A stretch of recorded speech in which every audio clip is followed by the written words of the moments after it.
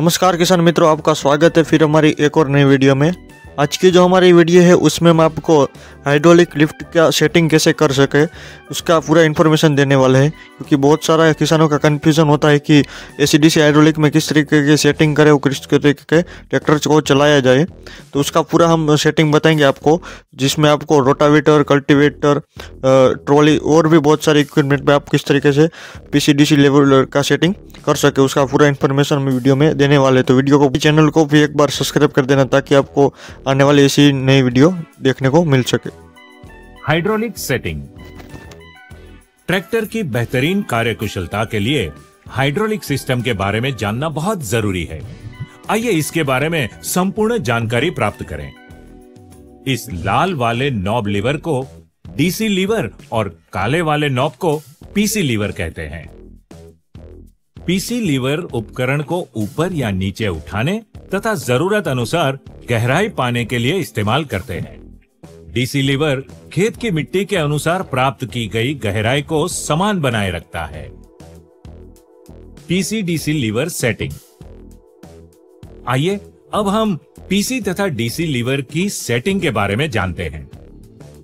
सबसे पहले ट्रैक्टर को स्टार्ट करें।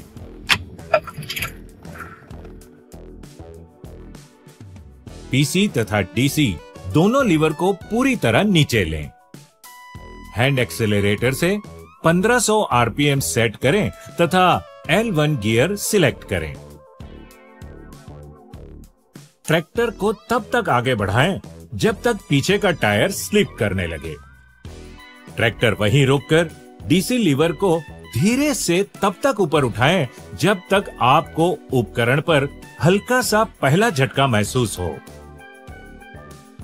तब लीवर को 1.5 इंच आगे लेकर क्वाड्रेंट को लॉक करें। डीसी लॉक प्लेट को एडजस्ट करें ताकि आप वहां पर फाइन एडजस्टमेंट कर सकें। डीसी लीवर को एक बार सेट करने के बाद उससे बार बार न छेड़ें। अब आपका ट्रैक्टर खेती का काम करने के लिए औजार के साथ तैयार है। Isolating valve. आइसोलेटिंग वाल्व का इस्तेमाल टिपिंग ट्रेलर के साथ या फिर उपकरण को एक खेत से दूसरे खेत में ले जाते वक्त किया जाता है। उपकरण ढोते समय उपकरण को सावधानी पूर्वक उठाएं, आइसोलेटिंग वाल्व को लॉक करें और दोनों लीवर को नीचे की पोजीशन की तरफ रखें। उपकरण का फिर से इस्तेमाल करने से पहले आइसोलेटिंग वाल्व को ओपन करना न भूलें। ऐसा न करने पर हाइड्रोलिक सिस्टम को नुकसान पहुंच सकता है। हाइड्रोलिक टिपिंग ट्रॉली का इस्तेमाल करते समय ऑक्स पाइप को जोड़ना। ऑक्स पोर्ट प्लग को निकालें। कंपनी निर्धारित बेंजो बोल्ट और पाइप का ही इस्तेमाल करें। बेंजो बोल्ट के आगे और पीछे डॉटी वॉशर लगाना न भूलें।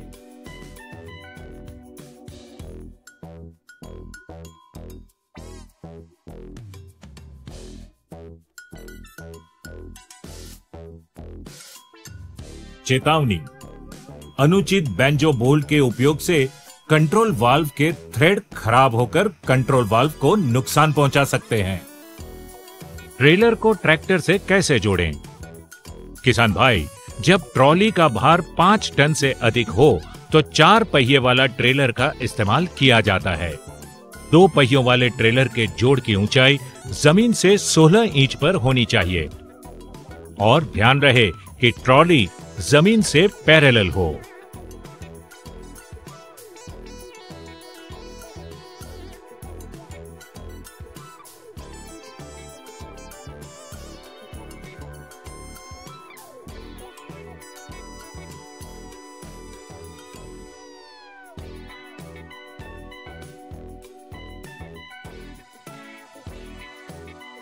पीसी डीसी दोनों लीवर को पूरी तरह नीचे करें और केवल पीसी लीवर को 1 इंच ऊपर उठाकर आइसोलेटिंग वाल्व को पूरी तरह लॉक कर दें। ऐसा न करने से हाइड्रोलिक टिपिंग ट्रॉली की नीचे गिरने की गति कम हो जाएगी। अब आप पीसी लीवर से हाइड्रोलिक टिपिंग ट्रॉली को ऑपरेट कर सकते हैं। चेतावनी: हॉलेज में कभी कभी इंजन आरपीएम या स्पीड कम होने पर हाई गियर का इस्तेमाल न करें। ऐसा करने से गियर बॉक्स में आवाज आएगी एवं डीजल की खपत अधिक होगी। यदि ट्रैक्टर की स्पीड कम हो तो लो गियर का इस्तेमाल करें। ध्यान दें, हाइड्रोलिक टिपिंग ट्रॉली इस्तेमाल करते समय ट्रांसमिशन ऑयल की उचित मात्रा बनाए रखना आवश्यक है।